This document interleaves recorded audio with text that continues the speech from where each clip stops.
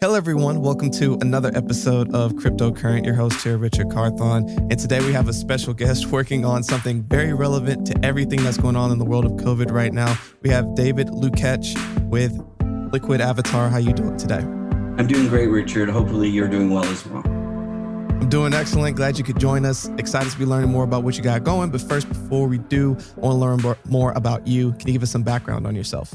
Wow, that's that. I'll try and keep it short because it's been a long career. But I've been in the in sort of the internet space since the mid '90s. I've done a lot of very interesting projects, including being responsible for the team that developed the way that Canadians type in their credit card online. So that was one of the first projects I brought to the table with Visa and MasterCard in the Canadian banking system. Done all kinds of other technology like translation technology, real-time translation technology that was used by companies like Disney and Marvel and Star Wars and Yahoo to translate things like interviews of celebrities in real time.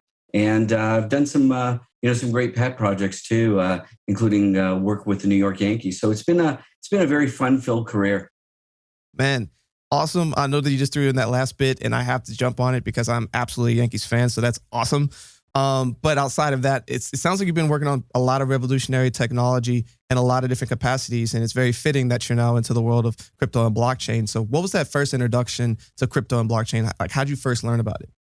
Well, I've known about it for many years, but really got an opportunity in around, late 2016, early 2017 to really start diving into it. And we took a bit of a different approach. I like to say Homer Simpson looks for donuts and we look for holes, right? Yeah. So we don't want to be where everybody else is, right? It's not like a bad Cheers episode where everybody knows your name. We want to be somewhere else, right? So we decided to look at identity and basically compliance when it came to cryptocurrencies, because we felt at the time that with the rise of cryptocurrencies and crypto technology, there was going to be a need for opportunities for identity.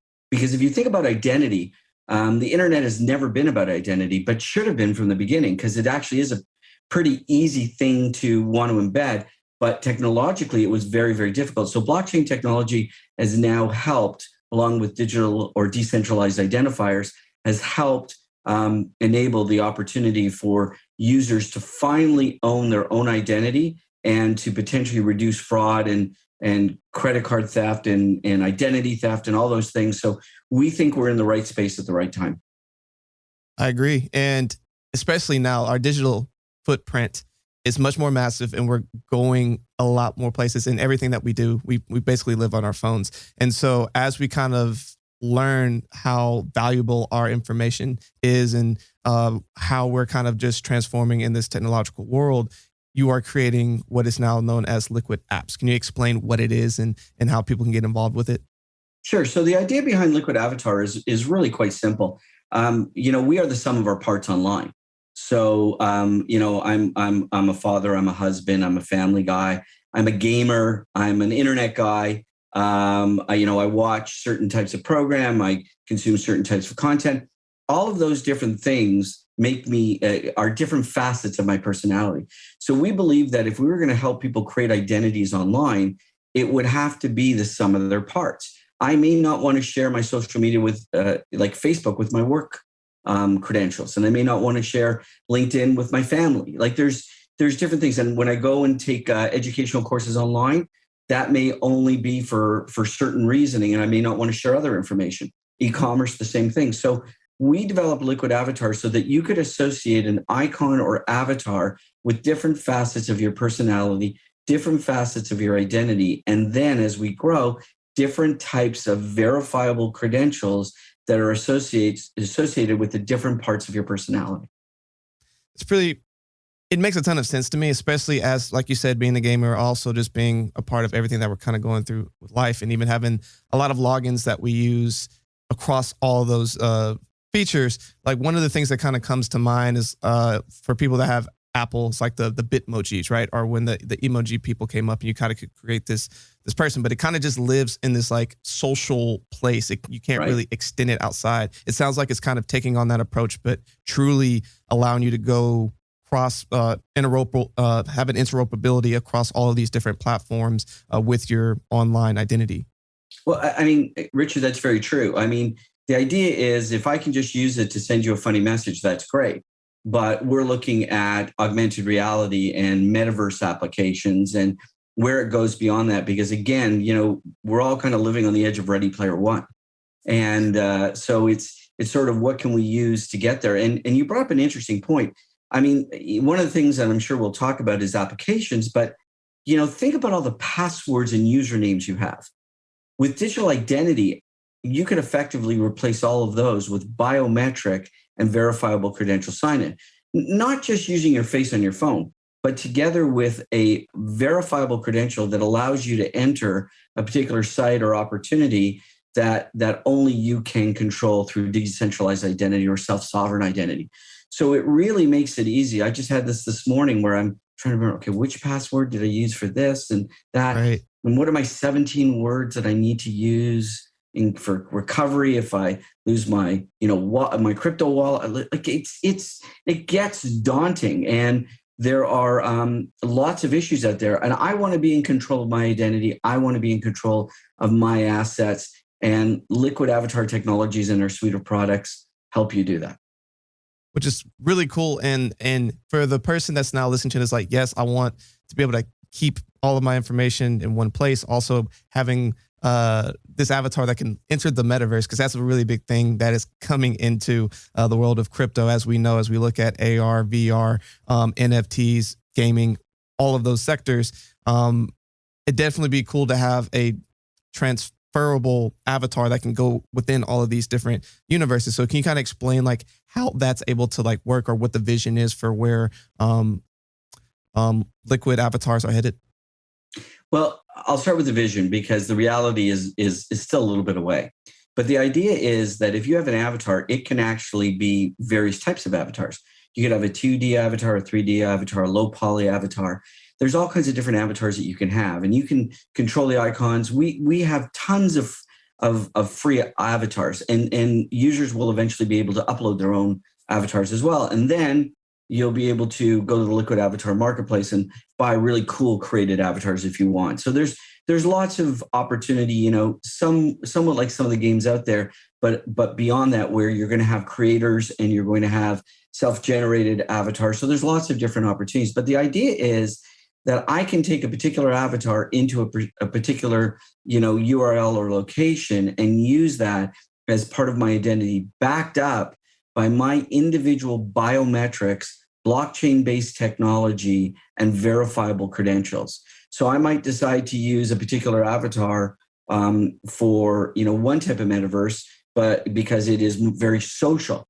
But if I'm in a gaming metaverse that I really want to show my warrior self, I can use that avatar, and that would be connected to different attributes, different attestations, and different credentials. So this is really the next phase of who I am. And we have a saying that we allow you to share what you want, when you want, and with whom you want. That's the whole premise. And you are in control. The idea behind Liquid Avatar is to empower users to manage and control their self-sovereign identity. We're the catalyst, not the owner. You're the owner. Right. And on that note, I think something that's really crucial that's happening right now as it comes to that kind of identity is we're currently living in a COVID world. Mm-hmm. As we go out and about, there are certain places where you now have to have proof of vaccination and other things like that. And I know people who have already lost their vaccination cards. So does that mean that they're no longer able to go out and do certain things? So I know recently you just announced something called the LACE. Can you explain what that is? Well, it's actually called the Labsy. So it's actually the Liquid Avatar Verifiable Credentials Ecosystem, or Labsy. It's a mouthful, but we couldn't kind of make it any smaller. And the idea behind the Labsy is, again, very simple. If you think, and I'm going to use an example that I think all your listeners and viewers can appreciate.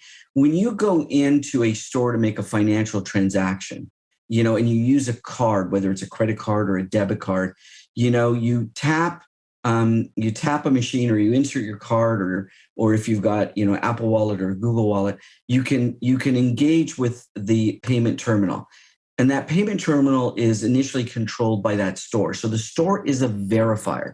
They want to verify that the transaction is good. You are the holder of that card or that data set. And then the issuer, your financial transaction, your financial service provider is the issuer. So you've got an issuer, a holder, and a verifier in this unique triangle that moves information back and forth and wants to know, the verifier, the store wants to know that the transaction is good. The financial institution wants to make sure you're you. And this all goes back and forth in microseconds. But at some point in time in that transaction, there is a challenge issued. Use a PIN, use a signature, use something to verify that you are validated, that you are who you say you are as the holder. So we're used to that. And in that relationship, and when that triangle exists and the transaction goes through, there is no personally identifiable information transferred. Nobody asks you for your name or your address or your birth date. Everyone operates in this trustless environment, knowing that in that ecosystem, everything is great. Identity transactions work exactly the same way. Identity, access, and qualification. So the Labsy emulates what you do in a transactional environment like financial transactions, but with identity, access, and qualification credentials. So you may walk into a restaurant, let's say, and they might say, well, look, we need proof of vaccination, or a workplace and ask for proof of health testing. And using your liquid avatar credentials that were issued in advance and you qualified for, you would be able to scan a QR code, and that would initiate transaction, just like tapping or scanning a card. And all of that would happen in microseconds. And the challenge that might be issued is, you know what? Show us your face on your phone. And we recognize your face and the transaction goes through. So we're not reinventing the wheel. We're taking modern, state-of-the-art technology with user control or holder control and emulating the same type of transaction environments that you're already used to. And we've proven this, and it's live. So this isn't a vision, this is reality.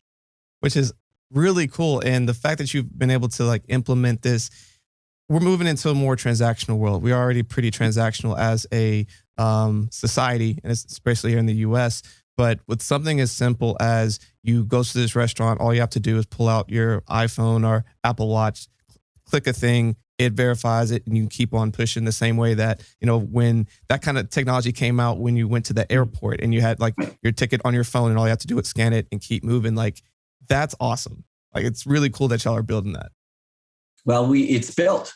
So, and there's more coming out. We started with health credentials. And why health credentials? Because it's somewhat tougher than COVID vaccination, because it opens up the travel world. So we're talking to organizations in the travel industry to talk about, when you go to an airport, you want to travel internationally, do you have not only your vaccination credential, but do you have a testing credential? So we can work with licensed labs to make all this happen.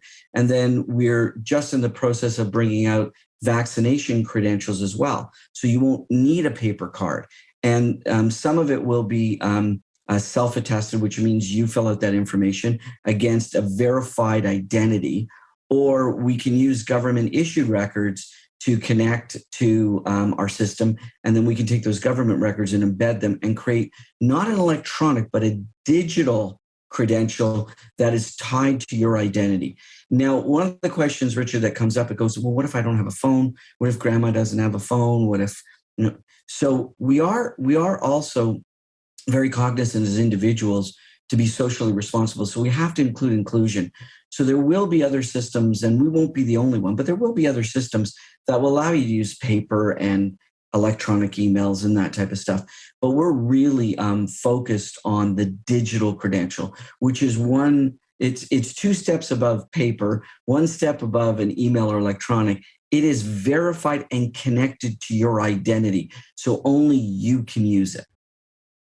And to your point of being able to print it on paper and do a lot of this, a lot of our society has moved to a phone. Most of us have phones at this point. Mm-hmm. I would say there's a small part that does not have access to it, but there's also a way that even if you were on your computer, I imagine there'd potentially be a web interface. You go on there, you print it out, and I can go to the thing and keep pushing. And there's there's all kinds of solutions that come with it, but the end point is that you have a solution in place. And I know that you have some other things that are kind of on the horizon that are coming out pretty soon. Do you want to talk about some of those?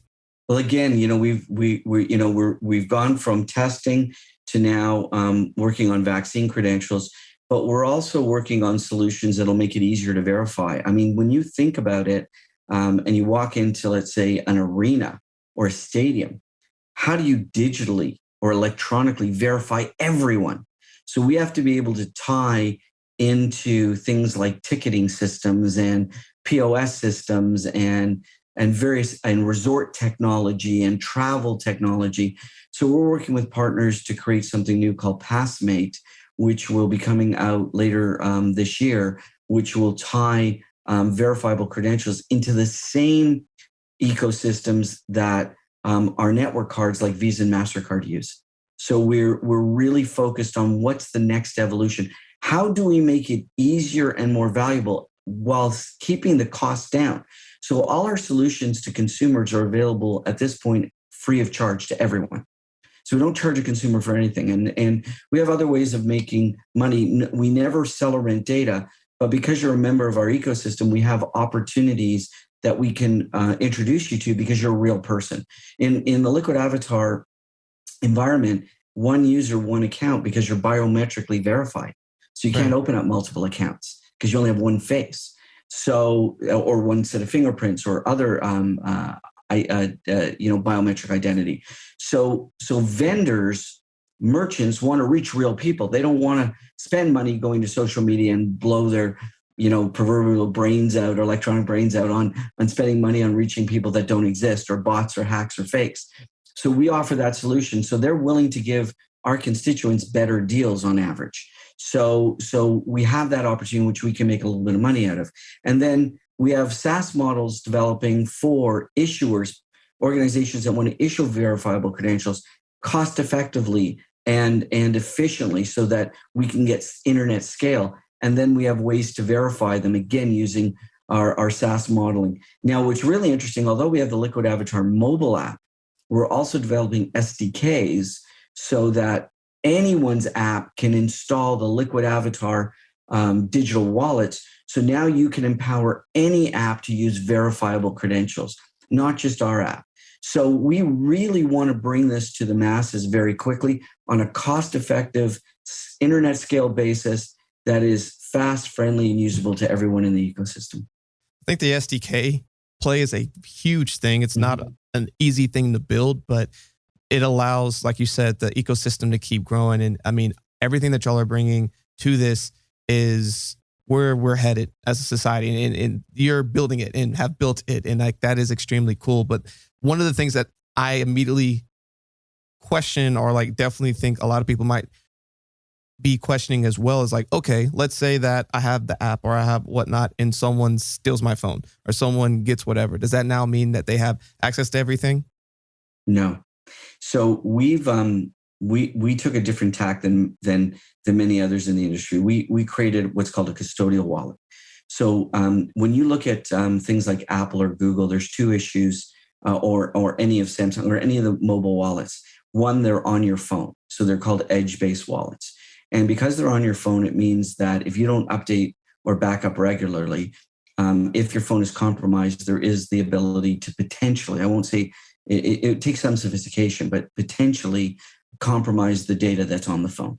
That we all know that. And there's SIM port hacks and there's all kinds of things that cause these issues.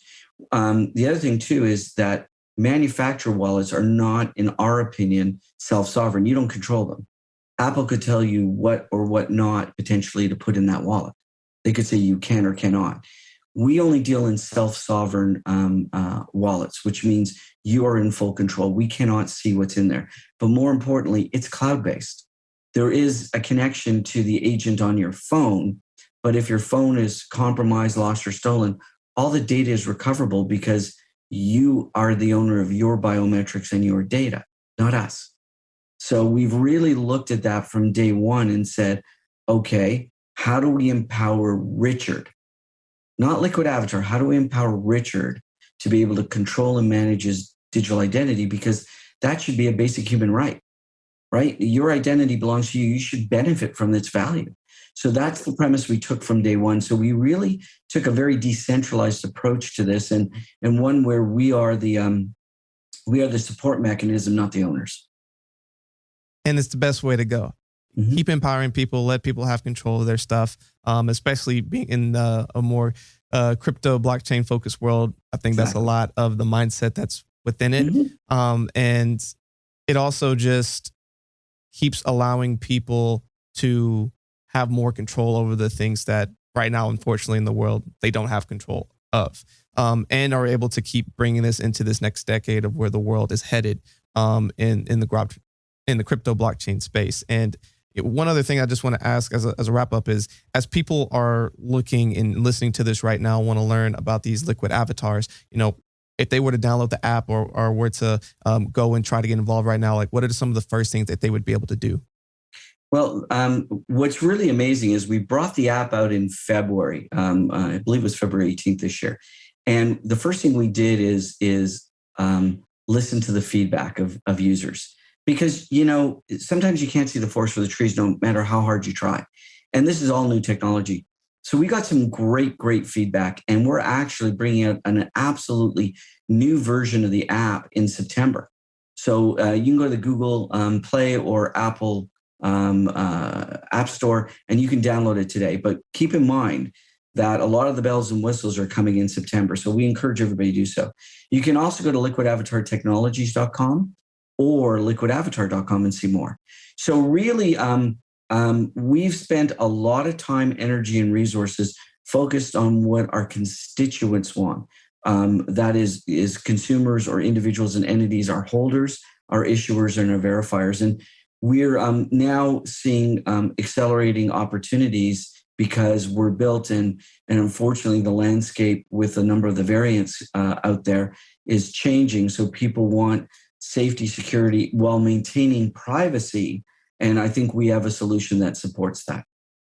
Definitely. And it's already starting to be used in real life. So definitely have a leg up there, and definitely appreciate you sharing all that information with us. One of the questions that I kind of want to now dive into is, you've been in this space for a while. You've had a lot of experience being a serial entrepreneur, and you've seen over the decades all kinds of phases that we were in, whether it's web 1.0, 2.0, now we're headed to 3.0, the evolution of the app stores and like everything else like that. But like, as we kind of look to this next decade of technology and where things are headed, what do you think we are headed to as a society? Well, I think the catalyst is already happened. Unfortunately, and I say, and you do not want to take comfort in the misery of others or the issues of others, but COVID was a real awakening for many people and organizations. I mean, I remember when we developed our first set of technologies, everyone told us no one would ever shop online. And that was, rampant. No one's ever going to shop online. And obviously that wasn't true. But with the new technologies that we're seeing in the advent of adding identity, we think that the virtual world is going to expand dramatically. I don't think we'll be spending all our time online, but we're going to be spending more and more, and we'll be doing more and more.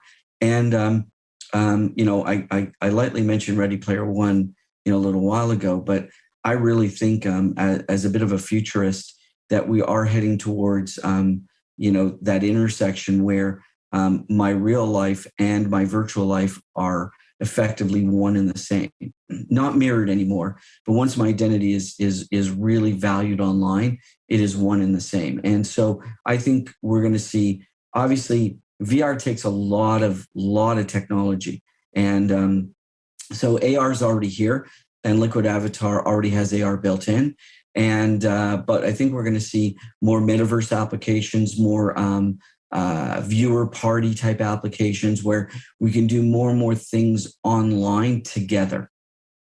Definitely. And I think that cross section, like you're saying, like your real life self and your virtual self kind of truly slowly becoming one. Going back to Ready Player One, it's very viable and on track and on pace to really be something that could be here in the next decade. So I definitely appreciate that insight. Again, with the wealth of knowledge that you have, and a lot of listeners that come on our show, a lot of them are entrepreneurs or have entrepreneurial spirits. And I always like to ask, if you could take all the information that you have right now and can impart wisdom to yourself when you first got started, 1 to 2 things, what would you share with yourself? It's funny. I had an article written about me when I was 25, and I know I was 25 because it was shortly after I got married and I was wearing my going away wedding suit. So I do remember the article. And they asked me at the time, "What do you think makes a good entrepreneur?" And it hasn't changed in almost 35 years. Surround yourself with people that know more than you do and draw on their talents. That is so important. Listen. Don't be afraid to listen. Don't just hear, but listen. And I got the most amazing advice many years ago. It was make a decision. So make a decision. You can always change your mind. Yeah. But make a decision. And lastly, another very prolific marketer gave me this information about 20 years ago. Crawl, walk, run. As babies, we do not start off running. So if you're going to start something, start off by crawling. And along that process, again, listen to others. Don't just hear them, listen. And everybody's got an opinion. Opinions are sort of like bottoms. Everybody's got one. But if you take the time to listen, you'll be able to discern some really good information and seek out mentors. I mean, I did. And don't be ashamed to seek out mentors. Don't be ashamed to ask advice. Those of us that have learned and have a bit of wisdom are usually happy to help. I've been very fortunate. I live in the Toronto area, and I've been a big supporter of the University of Toronto, and for many years have been called on to be a mentor. And I've learned from all my time in doing that you can only compress the time-wisdom equation so much. So you do need time to garner wisdom. Believe me, I remember someone telling me, certain things when I was young and said, you know what, I think I can do better. And they were right because they had the wisdom. So there's just some, we all get great pieces of advice from family, friends, mentors. Just listen. I think that's really important. I think that's great. I mean, those were all gems. Everyone listening, go back, replay that again and instill it in your mind and find ways to keep doing it. The one that I'm definitely going to reemphasize for everyone here: crawl, walk, run. And again, we live in a society where everyone wants to highlight themselves sprinting, and no one really talks about how they got there and are able to get to that place. And so enjoy the journey. Make sure you just keep taking that step. Like you said, make a decision. I think that's another good one. So many people get in analysis paralysis and never just take that first action to just start. Again, thank you so much for those gems. But, David, with all the information you've dropped on us today, which you left a ton of great things for us, what is a final thought that you want to leave for everyone here today? Well, I want to, let everyone know that you're important. Like, we're all important to this journey. And we really took a position in this company that the individual is as important as the collective. And so, get out there and do the things that create a positive action. And don't forget to pay it forward, right? At the end of the day. And I have to say, I live by the advice I've just given. I live by it every day. My team will tell you, I say crawl, walk, run all the time. So, just do your best every day. That's what we try and do with each other. No doubt. And I think that's great. Everyone matters. You matter. Again, everyone listening, if you're hearing that, just a great reminder, you matter. So keep moving forward, keep pushing forward. And hopefully this little last bit of encouragement is what you needed to just get you over the edge and keep pushing forward. So thank you so much for that, David. What are ways that people can connect with you and learn more about everything that you have going on? Well, again, you can go to liquidavatartechnologies.com, sign up for our weekly buzz. We send out an email to all our constituents every Monday evening, and it's got great information that they can learn from. Connect with me on LinkedIn. That's my primary way.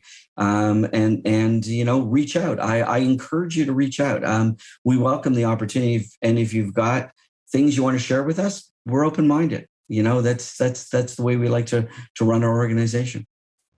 Growth mindset versus a fixed mindset. So I think that's great, David. Thank you so much again for everything that you shared with us. And of course, for everyone listening, stay cryptocurrent.